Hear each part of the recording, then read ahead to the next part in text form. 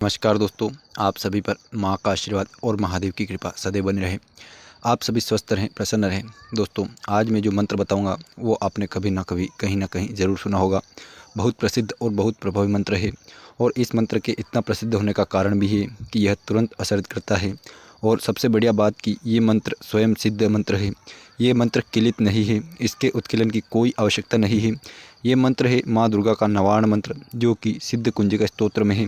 और सिद्ध कुंजिका स्तोत्र श्री रुद्रयामल्ल के गौरी तंत्र में शिव पार्वती के संवाद के नाम से है, जो कि स्वयं शिव जी ने माँ पार्वती को सुनाया था।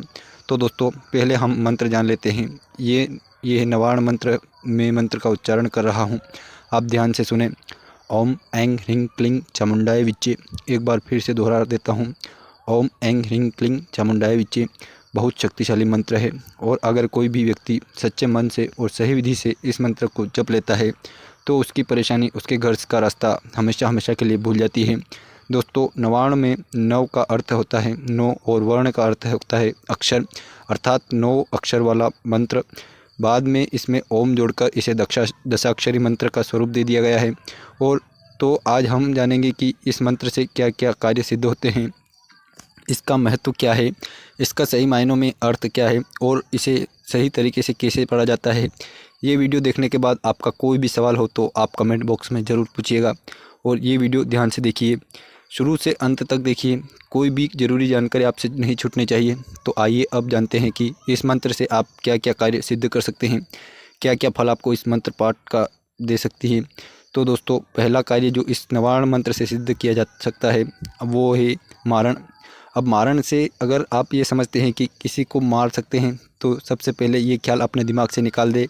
ये पहली चूक है जो कई लोग करते हैं। मारण से अर्थ है कि आप अपने अंदर के क्रोध, लोभ, मोह, लालच, ईर्ष्या और जो भी आपके अंदर के नेगेटिव इमोशंस हैं उनको ख़त्म करें।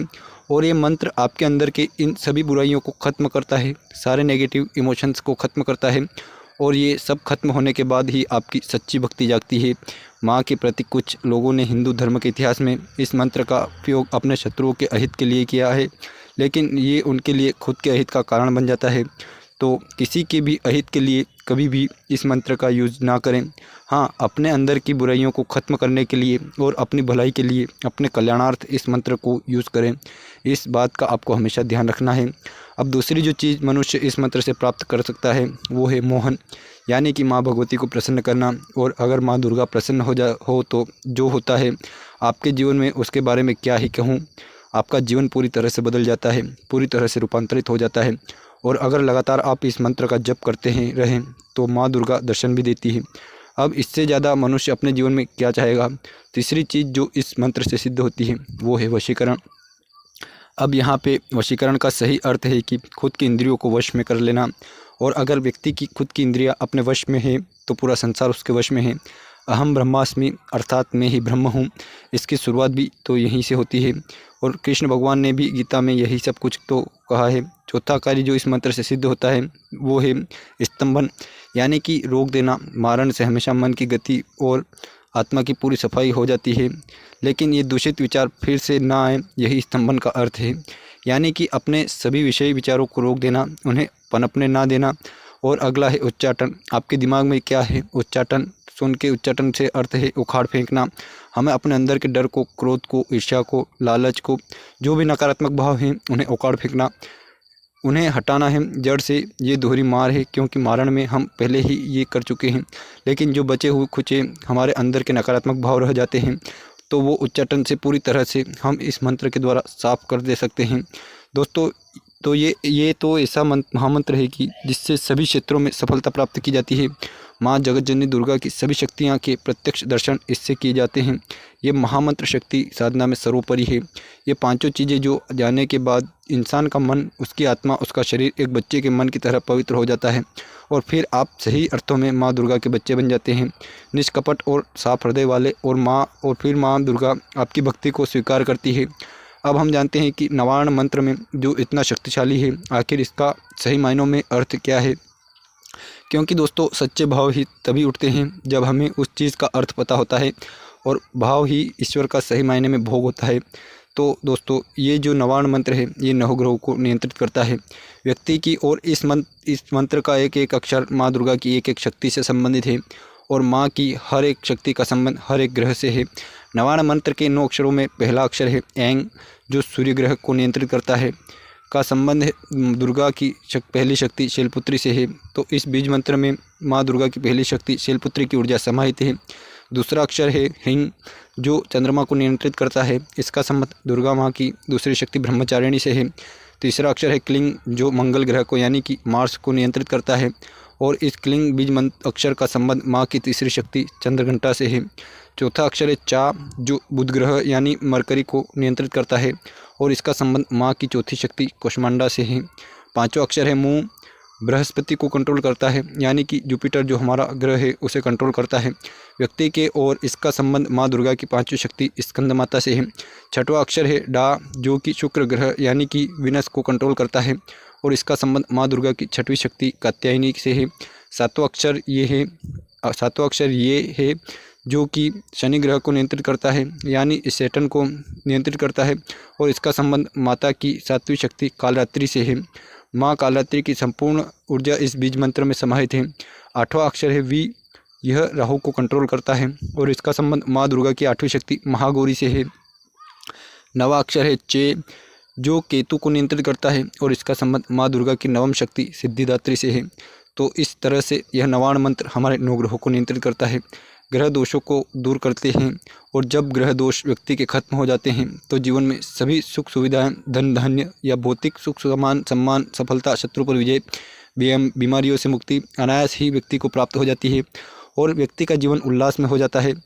दोस्तों इस मंत्र की बहुत बड़ी विशेषता है कि इस मंत्र से शत्रु पक्ष निर्बल होता है, मूलाधार चक्र सक्रिय होता है, तो प्रोस्पेरिटी यानी सुख समृद्धि तो आती ही है, साथ साथ आध्यात्मिक विकास होता है, आध्यात्मिक उन्नति होती है, साधक की कुंडली जागृत होने लगती है। बस समझ लीजिए कि ये मंत्र लाख दुखों की एक दवा है। इसके अलावा दोस्तों इस मंत्र में ऐंग जो बीज मंत्र है ये माँ सरस्वती का बीज मंत्र है, वाक शक्ति देता है, ये साधक को वाणी में ओज तेजस्विता पैदा करता है। हरिंग जो बीज है ये मंत्र महालक्ष्मी का बीज मंत्र है जो कि सुख समृद्धि को अट्रैक्ट करता है, और क्लिंग ये महाकाली का बीज मंत्र है जो हर प्रकार के संकटों से मुक्ति दिलाकर साधक को मोक्ष प्राप्ति में सहायक होता है। तो इस तरह से इस मंत्र में महाकाली, महालक्ष्मी, महासरस्वती जो हमारे हिंदू धर्म की मुख्य देवियां हैं उनकी ऊर्जा पूर्ण तरीके से इस मंत्र में समाहित है। इसके अलावा ब्रह्मा, विष्णु, महेश इन तीनों देवताओं की ऊर्जा भी इस मंत्र में समाहित है। ठीक है दोस्तों, तो आइए अब जानते हैं इस वीडियो का सबसे ज़रूरी भाग, वो ये है कि इस मंत्र का जाप किस तरह से करना चाहिए, कैसे इस मंत्र का जाप किया जाए कि ये सारी चीज़ें, ये सारे लाभ साधक को प्राप्त हो सके। वैसे तो इस मंत्र को जपते हुए बड़े बड़े साधक लोग 1,25,000, 1.25 लाख, 11 लाख भी जप करते हैं, लेकिन अधिकतर लोग इतना जाप नहीं कर सकते।